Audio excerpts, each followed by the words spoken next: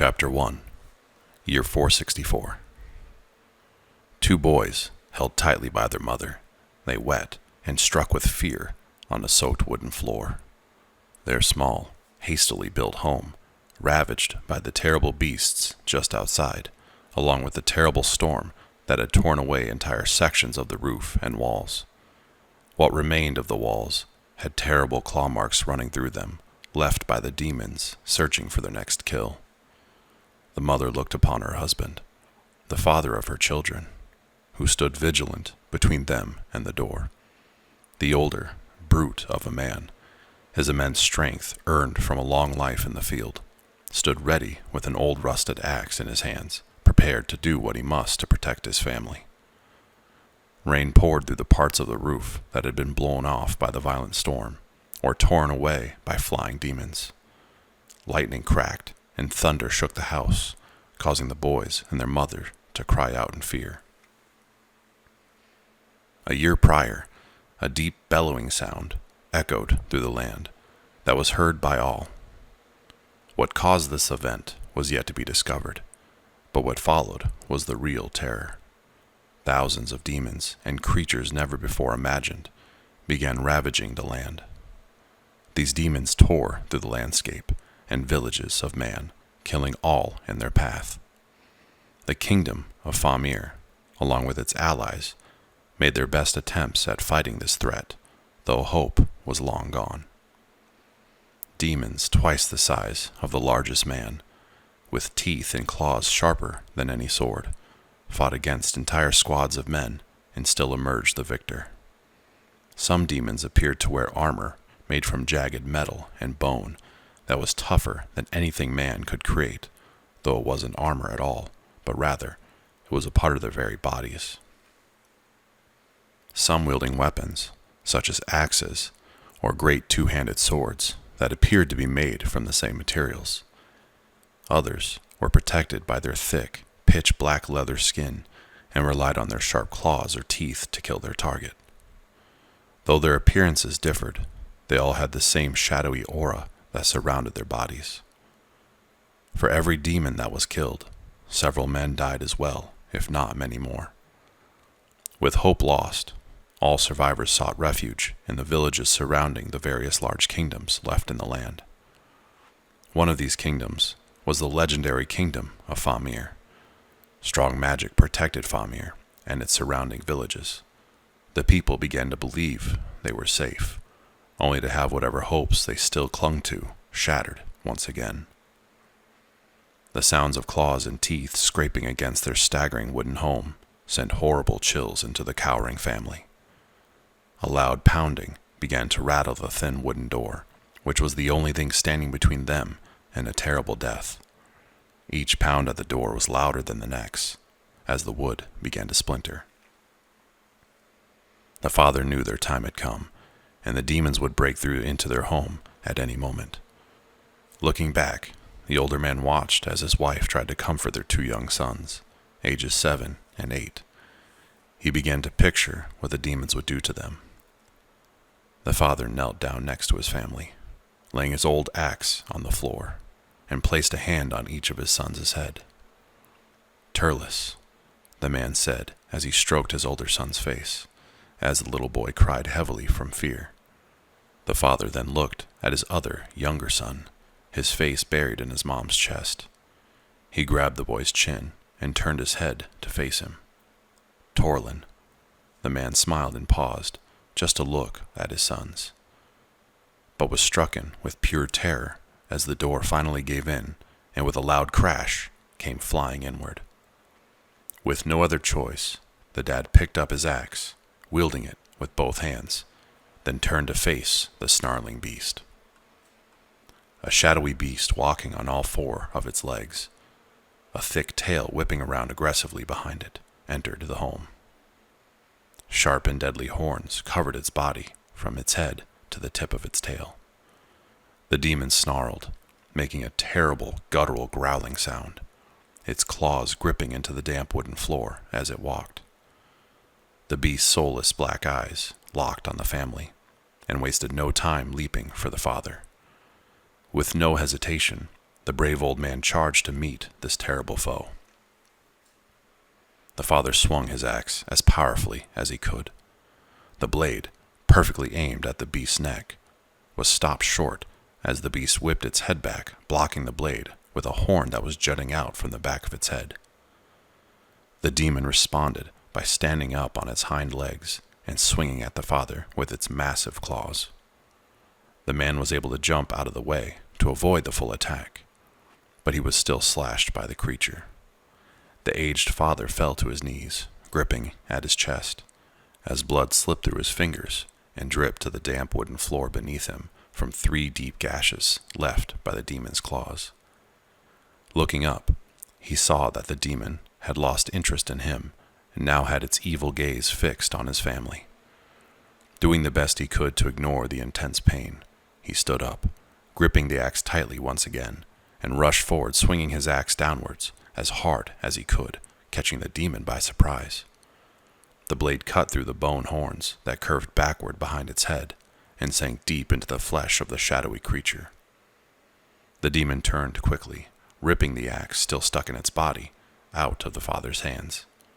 The demon made a terrible guttural growling sound once again, then staggered backwards before rushing at the now defenseless father and ramming into him. The long bone horns protruding from its head easily pierced through the man's body, slamming him hard against the wooden wall. After a moment, the demon stepped back with the father still impaled, suspended upon the deadly horns. With a violent shake, the demon sent the man's broken body rolling across the floor, along with the axe. The father, laying on the ground dying and struggling to breathe, heard the cries of his wife and children. The demon drew in closer to deliver a horrible killing blow when the father looked up to notice his wife, holding the axe that had become dislodged from the creature's back, standing behind the demon. With the demon distracted, she chopped downward with the axe, using all the strength she could summon, cutting deep into the back of the demon. After a loud and terrible growl of pain, the demon whipped its tail at the woman, piercing her body with the dozen of horns that protruded from it, sending her now lifeless body flying across the room. The demon looked at the mother, who was now dead, then at the father, who would soon join her, then towards the 2 remaining children. The demon growled, almost as if it was laughing at its victory, then began walking towards the boys. The father tried to call out, to tell them to run. He tried to move, but he could not. After just watching his wife be brutally killed, he would now be forced to watch his children share the same fate. As the beast drew in closer to the defenseless boys, sudden bright flashes of pink light began to burst from outside the home that shone through the open entryway and the broken parts of the walls. The pink flashes lit up the room again and again, soon followed by the dying cries of the demons. Before too long, everything was silent besides the demon, now snarling and preparing to kill again, unconcerned with the events from outside. A loud metal clashing against metal noise, coming from the entrance to the destroyed home, grabbed the demon's attention. Both of the boys looked up and watched as an armored man walked into the home, with his sword drawn and with a shield strapped to his arm. The aged soldier, gashes in his armor and blood covering his face, looked at the demon and shouted, "Hey!" The demon turned completely around and hunched downward, preparing to attack. "That's right, you ugly beast. Come get me." His voice was confident and demanding. The demon took a few steps forward, then quickly spun in a circle, whipping its tail violently around. With little effort, the soldier blocked the tail with his shield, creating a terrible scratching noise that pained the ear as the horns scraped across the metal. After the failed attack, the demon wasted no time leaping towards the armored soldier. The brave soldier stepped aside, striking his blade across the beast's horn-covered body, which was soon followed by howls of pain as his blade cut deeply into the creature's side. The demon whipped its tail once again, to no avail, as the soldier raised his shield again to deflect it. The horrible scratching noise ripped through the air once again. The soldier then struck the demon with a flurry of blows from both its sword and with his shield. The boys had never seen anything so amazing and were frozen in awe. All fear of the ghastly situation they were in had completely vanished. Before long, the demon laid on the wooden floor, bleeding out, unable to move and gasping for breaths. The soldier slowly stepped towards the creature and stood over it for a moment before he stabbed his sword through the demon's head, killing it. The victorious soldier placed his blade into its scabbard, hanging on his waist, then looked around. What he saw was a terrible sight that was all too common these days. The soldier checked the mother first. She was unfortunately already gone. He then checked the father for signs of life. The father was alive, but his injuries were too great, and he wouldn't last much longer. The aged soldier looked over in the boy's direction, then leaned in close to their father and spoke softly into his ear. "I will make sure they are well taken care of. You can go peacefully, knowing they will be in good hands," he said. The father managed a grateful smile before exhaling his final breath.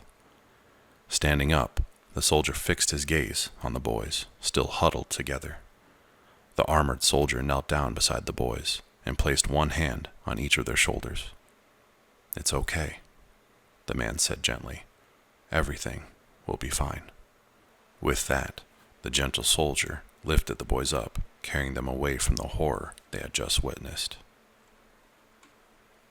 The following morning, the boys awoke in a small wooden home, one much nicer than any they had lived in for a very long time.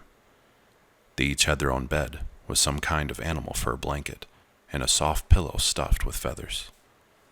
The brothers looked at each other, not really able to remember just how they got there, but both began to remember the terrible events the night prior. Before they could put too much thought to it, the door burst open, and they were greeted by the older soldier that had saved them. Instead of wearing the stunning armor he had worn last night, the old scarred warrior now wore the traditional casual wear for the soldiers of Famir. His cotton shirt was dyed a light purple with white trim, along with black pants. On his chest, the Famir emblem of a purple sun rising from the darkness. In a gentle yet commanding voice, he spoke. "Good morning, young ones. I brought you both some breakfast."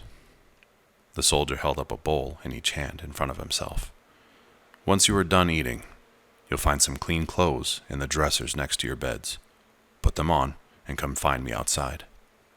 With that, the soldier placed the bowls on the table and left the small wooden one-room home, shutting the door behind him. The two boys were overwhelmed with emotion and did not want to eat, but hunger drove them to the table regardless. The boys practically inhaled a meal consisting of one boiled egg, a small, warm half-loaf of bread, and a simple vegetable broth. It was a common meal, with times as hard as they were. Once the boys had finished their meal, they changed into the clothes they had found in their dressers. They were the same type of clothes that the soldier wore.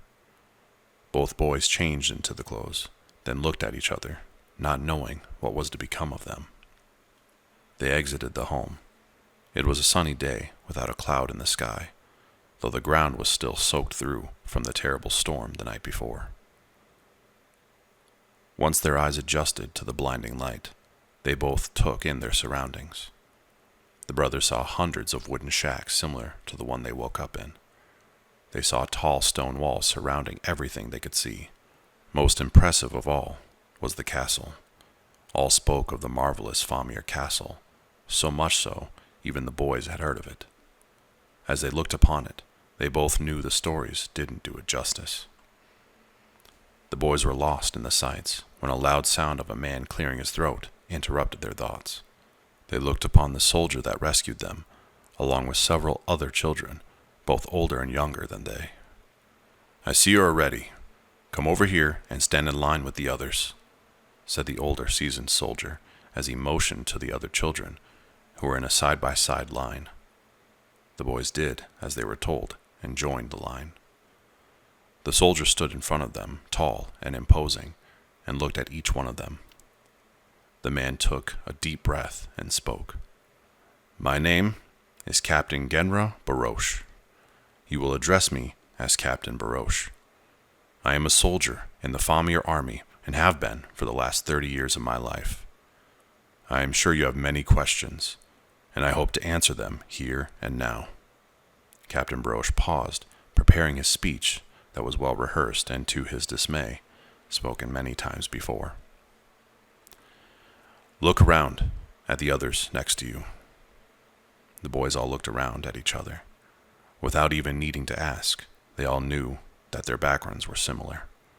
Young men caught in the terrors caused by the demon war. Most likely each boy here orphaned by last night's attack.